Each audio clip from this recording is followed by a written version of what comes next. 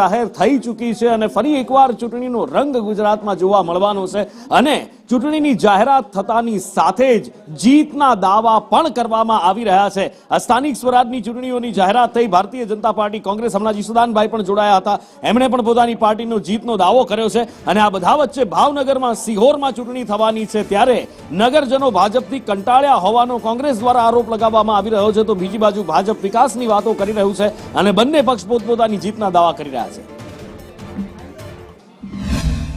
તો 1992 થી આજ સુધી ભારતીય જનતા પાર્ટીએ શિહોર નગરપાલિકામાં શાસન કરેલું છે અને ખૂબ સરસ શાસન કરેલું છે અને આવનારા દિવસોની અંદર શિહોર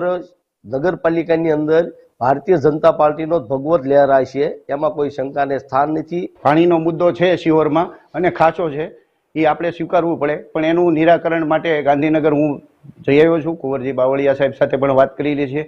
એમના નાયબ ઇજનેર એણે અહીંયા મુલાકાત પણ શિહોર લઈ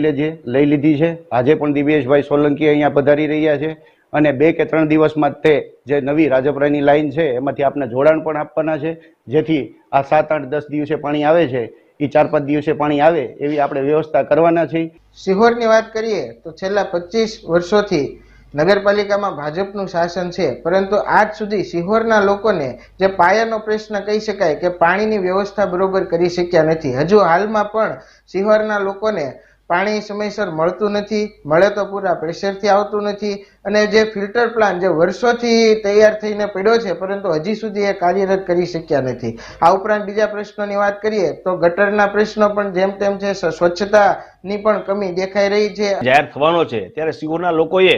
નળ, ગટર, પાણી જેવી લોકોની પ્રાથમિક જરૂરિયાતથી કંટાળીને ભારતીય જનતા પાર્ટી વિરુદ્ધ પોતાનું મતદાન કરીને ભાજપને જાકારો આપવાનું મન બનાવી લીધું હોય એવું લાગે છે। દાવાઓ